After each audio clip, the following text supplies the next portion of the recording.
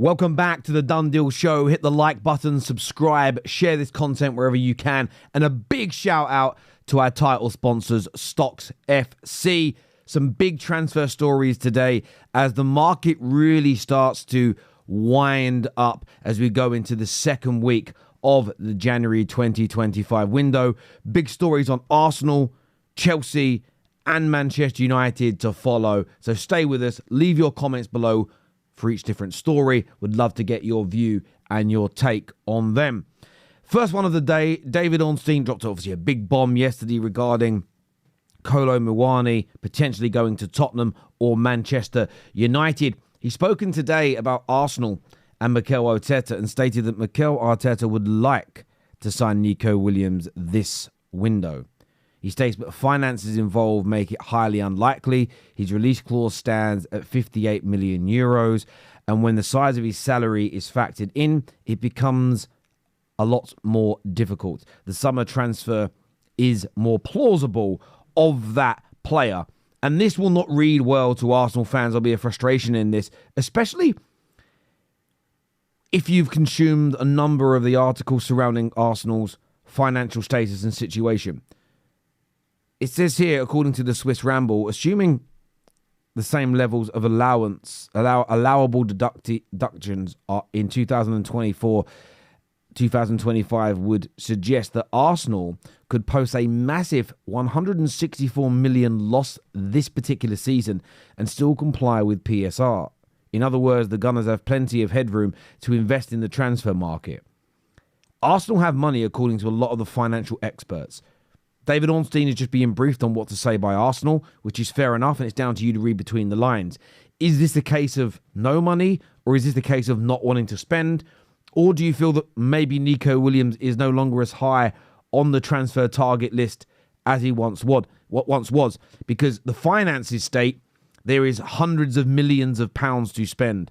Losses of £164 million could be made by Arsenal in terms of their profit and loss accounts, which means they can invest loads into players. They've got to move. And if he's the guy, they should be acting.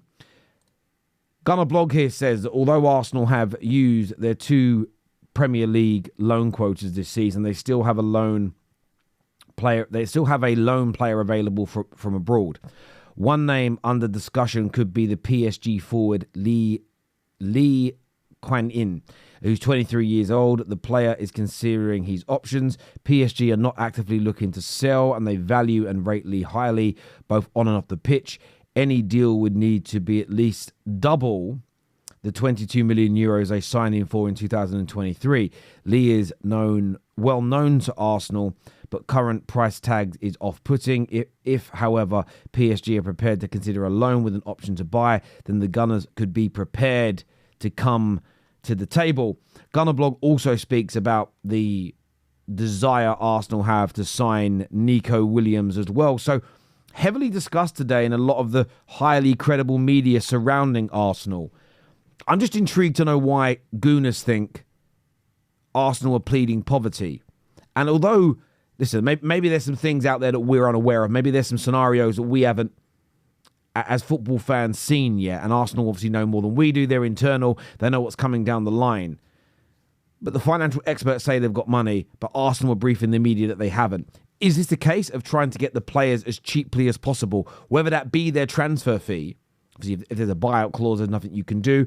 Maybe it's the agent fees. Maybe it's the salary. I'd love to get your opinion on why Arsenal are, of course, pleading poverty.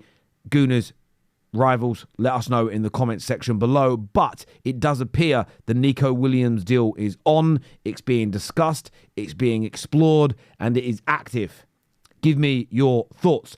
It's also reported by David Ornstein as well. We shouldn't forget that Chelsea are also high amongst the potential suitors for Nico Williams. They will challenge Arsenal for his signature, whether it be this January, whether it be in the summer. And you could imagine if Arsenal were to submit an offer, were to try and agree personal terms, you may see Chelsea sweep in, not wanting to see one of their targets go to one of their biggest domestic and local rivals. Chelsea also, what has been reported, Samuel McBell has put this out, that Enzo Maresca is a huge fan of Marc Guehi. On top of that, It's quite widely reported that Chelsea are looking to make a move for him. Fabrizio retweeted his tweet, and when Fabrizio retweets a tweet about a player, often it can mean that something is about to move, and he is a player that Chelsea need, a player that Chelsea want to really bolster that defensive line. They've had a very good season so far, Chelsea. The defence, though, is most certainly been their weakest area, and somebody like Marc Guehi could certainly take them to another level. Now, today we're sponsored by Stocks FC. I love playing this platform. I really do. It is an amazing, whether you want to call it a game is up to you. I enjoy it. It's essentially about putting your money where your mouth is when it comes to players that you rate. We all say this online. I've got stocks in X. I've got stocks in Y. But do you really? Do you actually back them? And that's where Stocks FC comes in. You can scan the QR code just there now to sign up to your free account. You get some free players on loan with that as well. But I absolutely love, as I say, playing this platform. They've got 3 players currently out on their IPOs. You can see Joel Linton. You've got Calafiori coming out later this week. You can see the current trends on players in terms of who's trending up, who's been on a decline. You see Mo Salah there. Mo Salah's such an interesting one because he's such a successful player. But he's had a bit of a dip recently if you look at the stocks. And the reason why he's had a dip is fans are not sure whether he's staying in the Premier League. And they need to be in the Premier League for you to earn the rewards through these players. So I totally understand why he has personally had a drop. But today, myself, I went and had a little bit of a play, and I bought some stock in Joel Linton, as you can see here. I'll give you my strategy on this one. I've changed my strategy from before. I am buying a lot of young players to earn the rewards off of them, which I'm still doing. But I'm also doing something now where I actually quite enjoy the idea of buying someone like a Joel Linton, who's doing very well at the moment. I'm hoping that the stock price jumps up 10p, 20p, 30p after the IPO closes. Then I'm going to sell him. I'm going to do a little bit of flipping on these as well. And that's what I enjoy. I use small amounts of money, nothing that I can't afford to be without, as an example, and I have a little bit of fun with it. But look, I know a lot of you have been playing it. I know when we were working with this company earlier on in the season, you guys were using it. So go and check it out now. It's a lot of fun. Scan the QR code or click on the link in our description below and go and check it out. Now, Marc Guehi would be a very, very good signing for Chelsea. There's no doubt about it. I actually think this could get done in January. Just a gut feeling. Clearlake act. Todd Boehly act. They go and get these things done. They've sold enough assets. They know they're going to make the Champions League this year. Big income is on its way. They don't even have a shirt sponsor yet. And that's not a dig. All that money is going to come, and Champions League football is going to help. Now, moving on to Manchester United. Multiple reports from different outlets talking about Marcus Rashford's exit. Laurie Whitwell says sources believe Italy is the most likely destination. The Italian press stating that Milan will face high competition, but they can afford his wages. And Fabrizio last night said it's the early stages so far, but movement around Marcus Rashford is set to start. And I know some United fans will read this and say, well, if loads of big clubs in Europe want him, why are we selling him? Timing. Sometimes you just have to move on from an individual. I think this is best for Man United. I think this is best for Marcus Rashford. As a collective, a little bit of David Brent there for you. I just think it's important. I would love to see Rashford turn it around at United. I would love to see him score 20, 30 goals a season for the next 5, 6, 7 years, win major trophies. It would delight me. It would fill me with warmth. I don't think it's going to happen, though. I don't personally think it's going to happen. So this could be the best option for all involved, in my humble opinion. The same for an exit potentially for Casemiro. Multiple reports again today. The Times leading them saying that the Saudi Pro League has been alerted to the availability of Casemiro. Now there's talk that he could be available for about £25 million, which I think is a pretty good price for a player his age. United need to raise those funds. 40 to 50 million for Marcus Rashford. For a player in the situation we're in, I'm happy with that. But it isn't the transfer fees that's most important to Man United, it's the salary. Them two leaving would equate to somewhere between £650,000 to £700,000 a week in wages being saved. When you look at some of the players we're linked to, Some of you could sign all three of our major targets this month, and their salaries wouldn't accumulate to that same amount. So it's very, very important for United to get that done. Now, one of the positions that Man United are looking to fill is left wing back in our new system. There's a number of people that we've been linked to.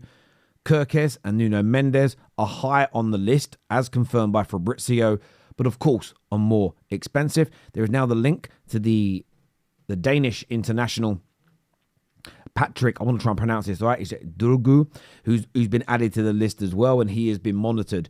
But it does appear that the left wing-back position is one of high priority. Delo had an excellent game against Liverpool, no doubt about that whatsoever, but it's been an area that we have lacked in. It's been an area that we have struggled in really to create any consistency. It's been an area in which we've really not delivered in so far in this new system. And I think you would see a massive improvement in Man United down that side if we were able to bring someone like a Nuno Mendes in.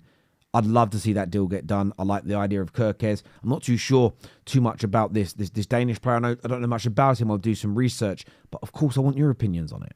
I want to know where you see this deal going. And on the exits of players, look, if you could get rid of Casemiro, if you could get rid of Rashford, maybe one additional player, and then go out and get a really good goal scorer, a really good attacker, that left-back position, and maybe bolster that central midfield if possible, it could be a very good start to life under Ruben Amorim. You couple that with some very good signings from the summer. I'm so excited still about Lenny Yoro. Ugarte starting to look like the player we thought he was going to be when we signed him.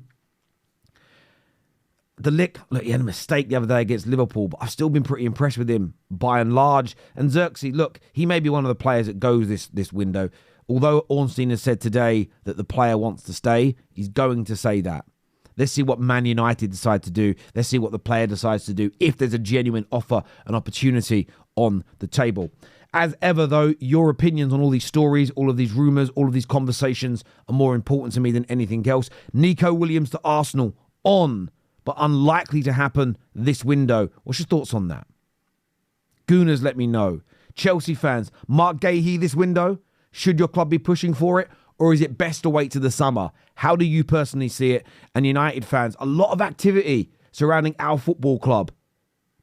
What parts of it do you like? Which bits are you a little bit disappointed in? What do you want to see more of? Leave your comments below. Go check out Stocks FC as well if you fancy having a little bit of a play. I love it. It's a load of fun. Okay, it really, really is. But until next time, take care, goodbye, God bless, and I'll see you all again soon. Peace.